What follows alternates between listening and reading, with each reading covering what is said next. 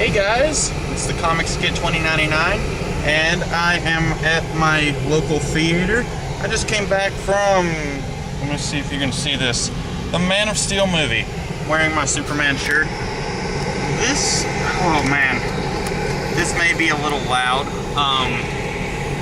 and also this may not work. When I went to see Iron Man 3, the camera stayed where it was and it was awesome, and then when I went to see Star Trek, it did not work. So I'm gonna see if I can balance this so that, nope. So that may be the best I can manage. I'm gonna keep an eye on that. It's gonna be really loud. I've got all the windows closed, but the air conditioning does not really work in this vehicle. The vents up next to the front window, they work. The vents over here next to me do not. So I've got it turned all the way up, but it's still gonna be really warm in here and uncomfortable. The only way I can fix that is if I roll down the windows. Now I'm gonna, hopefully this camera will stay. I'm really worried that it's gonna fall over like it did when I went to see Star Trek. Okay, so I'm gonna attempt to do a brief non-spoiler review for this movie, all at the beginning of this video. So if you haven't seen the movie yet and you want to get a vague idea of how good it is, I will go ahead and just give you a brief, quick thought on it, and then after that I will say I'm now going to get into spoilers, and then I will get into spoilers. I maybe could have gone, I hate turning left. Something you may not have known about me. Nope, there's a motorcycle coming. Bet this guy behind me is mad. Okay, so, this was, without a doubt, the best Superman movie I have ever seen in my life. Before anyone gets their panties in a wad, I do need to say that I am not a fan of the, Christopher Reeves movies. I know that those are seen to be classics, but they just don't do it for me. Are you kidding me? Are you kidding me? Okay. Yeah, I'm not a fan of those movies. With Superman Returns, I remember when I first watched that, I wanted it to be good. But deep down, I knew that it wasn't. And every time I've seen that movie, I like it less and less. With this movie, it's not perfect, but it's better than any of the other Superman movies I've seen, and it's better than what I was expecting it to be. Before this movie, I had getting my tongue tied. I had high hopes, but low expectations, I guess you could say. And I think this movie more or less delivered. It might end up being one of those things where upon future viewings it doesn't work as well, but I think just on a first viewing it works really fine. It is a little action heavy, and that's to be expected. Zack Snyder directed this movie. I have not seen very much that Snyder has done. The only movie I think that I've seen with him was Sucker Punch, and I did not like Sucker Punch. Okay, I guess I can go. Really did not like Sucker Punch, and that was also one of his only original movies. Other than that, no, I saw The Watchmen. I forgot about that. He did, The Watchmen was an adaptation. He did a remake of one of the zombie movies, Dawn of the Dead or Day of the Dead. One of those. He did a remake of that, and I have not seen that. But from what I have heard, he's better at doing adaptations than he is original stories. And while this movie, it takes bits and pieces from different Superman adaptations, it is more or less original in that it's presenting these elements in a way that hasn't been presented before. And I'm trying to speak very vaguely because I don't want to give any spoilers. That is, I'm trying to think if there's anything that I can say. Well, like I was saying, it's very action heavy. There are times when the action just draws on for way too long. There's one particular moment near the end of the film where we get what feels like a 15-minute action scene, and I was just bored to tears. I was ready for the movie to be over, and then you get what seems like the final, like, this is it, the no more action. Everything else in the movie is going to be kind of just wrapping it up. And then you get another long action scene. And I'll get into more of that after I start talking spoilers. But basically, the quick non-spoiler review from me, this is a really great movie. Go watch it. Let's support this movie. Warner Brothers needs us to support this movie so that if this movie ends up being financially successful, then they will be more apt to give us a superhero movie of their own, another one, if you will. From what I understand, if Man of Steel doesn't do very well, then see, I can't tell if that guy's stopping. If Man of Steel does not do very well, then this movie, then the DC superhero movies are not going to be coming nearly as fast as we would like. And me personally, I would love to see a Flash movie. I would love to see a Wonder Woman movie. I would love to see a Green Lantern movie that's actually good. I would love to see sort of something like what Marvel's been doing, where they, you know, an Avengerverse. I would love to see a JLA movie with Henry Cavill as Superman. Having said that, I think that's about all I have on the non-spoiler front. That old man was staring at me. So now, if you have not seen the movie, I am about to get into spoilers. So, if you don't like spoilers, go ahead and turn the video off. You've heard my non-spoiler thoughts. It's time for me to get into some spoiler territory. So, you're here now because you've either seen the movie or you don't mind spoilers. This is a great movie, like I said. It feels a lot like kind of Batman Begins in that it jumps around a little bit in a non-linear way, and Batman Begins did that as well, up to a certain point, and then it just started being in a straight line, if you will, where after, say, 1/3 of the movie, you weren't getting any more flashbacks, you're just getting the stuff set in the present day. This movie kind of does that in the same way. Like, after about 1/3 of the movie, you're not getting any more flashbacks. You're just getting the straightforward, this is what's happening in the present day stuff. Okay.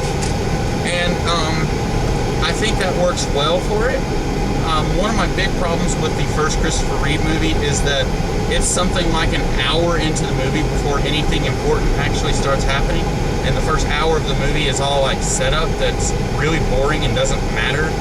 This movie sidesteps that a little bit. You're still getting a lot of setup. You're still getting the last days of Krypton. You're still getting this sort of scene, you will bow before me, Jor-El, you and one day your heir. You're still getting that. It's a different line, but it's that same basic idea. And then you're getting a little bit of Clark in Smallville. But it's presented better, I think, because, whoop, I knew that was going to happen. It's presented, you'll get it in small chunks. You'll see a scene where Clark saves a school bus of children, and then you get back to grown-up Clark doing something, and then you get another scene of Clark when he's a kid, and it spreads it out a little bit better. And so I'm not sitting here an hour into the movie wondering why we can't have adult Clark Kent and Lois Lane and stuff like that. So that is really well handled, I think. The biggest thing that surprised me is that Lois Lane knows Clark Kent's secret in this movie. Like, she finds it out relatively early in the movie. Of course, it makes sense in a technological world that we live in, I guess, that Clark Kent would not be able to keep his secret like he does. 1939, it would have been a lot easier for Superman to keep a secret identity than it would be today, with satellites and the internet and stuff like that. And so, in Lois Lane finds out very early that this guy, Clark Kent, is this alien who saved her earlier in the movie. And that's kind of cool, I think. I have no idea what they're going to do with this, but it's really neat that they're not doing this typical thing that we've seen. my big complaint just across the board is that every time we get a Superman origin story, it always feels like the same story. And this is definitely, it could be that years from now, if we get multiple sequels to this movie, if we get a whole bunch of Superman movies with Henry Cavill and stuff, it could be that we're all going to look back on this and say a mistake that movie made was having Lois Lane find out Clark Kent's secret, because that ruined everything. We might say that. I don't know. But yeah, I'm glad that Christopher Nolan and Zack Snyder, okay, you're in my lane, dude. I'm glad that they had the courage to do something different. They're not following the exact same story that the first Superman movie did. They're not doing Birthright and For All Seasons and Man of Steel, the comic book Man of Steel. They are doing the movie Man of Steel, though. They're doing something a little bit different. Now, granted, Lois Lane knowing Clark Kent's secret is basically the only thing that's really different. Everything else, there's different things, but it's also kind of sort of more or less the same. I will say, like I said earlier, this is not so much a spoiler. I really got sick and tired of a lot of the action towards the last half hour or so of the movie. After General Zod and Superman meet, General Zod starts attacking Earth, and from that point on, we get what just seems like hours of, seriously, this road is not that big.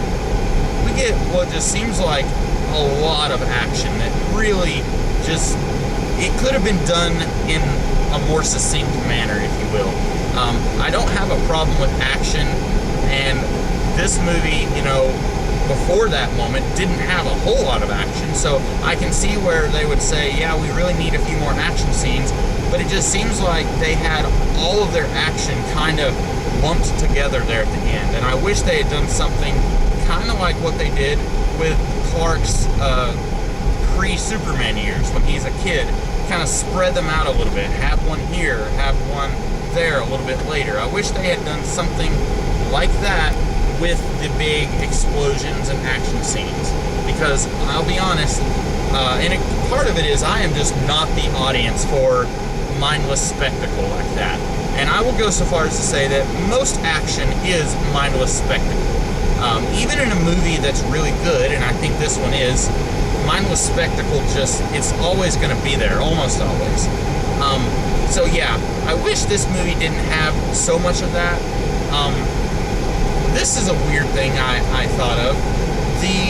Near the end of the movie, long story short, you've got General Zod and his crew of evil Kryptonians, I guess, and Superman works with the United States military to put them in the Phantom Zone. And he does, and then you're like, oh, okay, yay.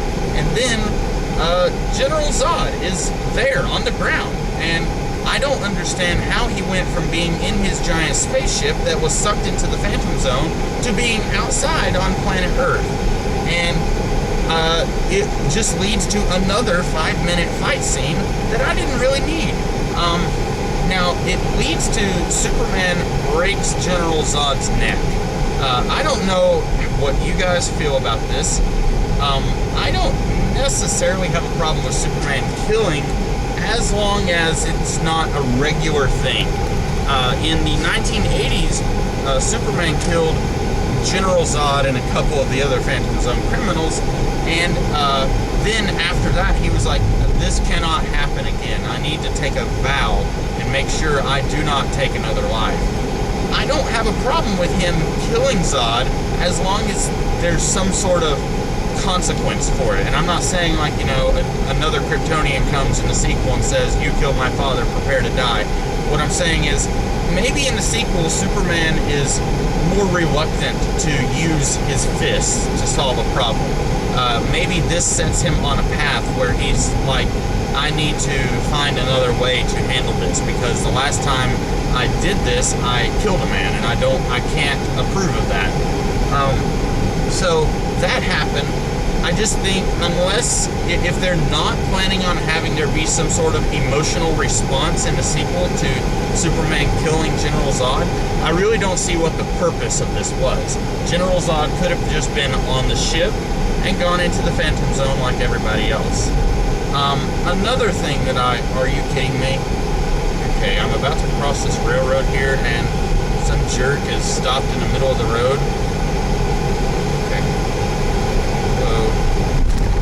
Yeah. Okay. So, another thing, I'm going to drive into subdivision a little bit because I am not quite done. After the big, what I talked about, the big, like, 20-minute fight scene, after that, you get this scene, of course, as I said, Lois Lane already knows Clark Kent's secret. Then they kiss, and it's okay, because he's hot, she's hot, there's a lot of hotness going on, and then, while it's happening, I'm thinking, they haven't really earned this kiss.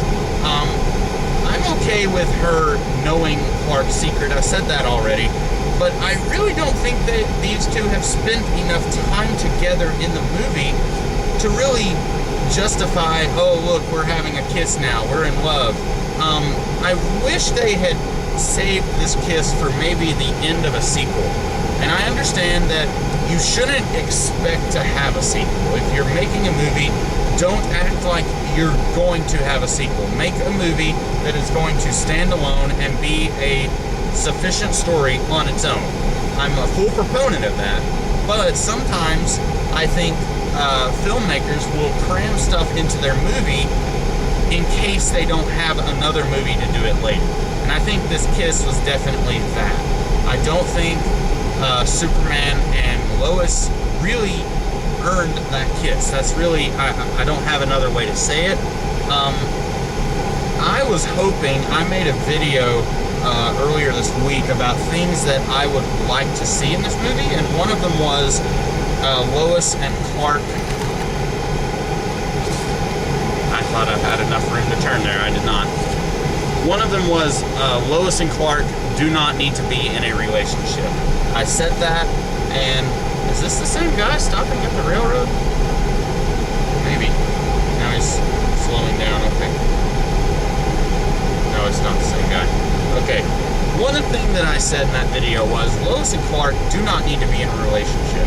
I would rather see them both date other people and then realize, okay, I really need to be with Lois. I really need to be with Clark because I'm not right for this person. I'm not right for that person. And maybe we'll see that in the sequel. I don't know. But yeah, I think this movie, if it has one sin, it's that it tries to do a romantic subplot and it really doesn't have room for it. And that's something, in my opinion, a lot of superhero movies do. They'll try to do this little kissy-kissy with the lead man and lead woman, and there's really not room for it when you're trying to do so many other things. And this movie does try to do a lot. More or less, though, I think this is a good movie. I think you should go see it. Even if you've listened to me talk about spoilers now, I think that this is a movie worth watching. I look forward to seeing it again and again, and I look forward to seeing what other people have to say, because the last couple of times that I've done a drive home from the movies review, I've had a wildly different experience from the movie than everyone else. With Star Trek, I was one of the only people who hated that movie, and with Iron Man 3, it was a little bit more balanced, but there wasn't as many people who liked it as I thought there would be. So with this movie, I'm curious, are people going to come home, they came out of nowhere, are people going to come home and say, I hate this movie, this is stupid, or are they going to like it like I did? So that's, another thing. When I made that video earlier this week talking about things I would like to see in a Superman movie, or in the Man of Steel movie, if you recall, I said that it would have been cool if Clark Kent, you're not going to see a whole lot of the bumbling Clark Kent persona.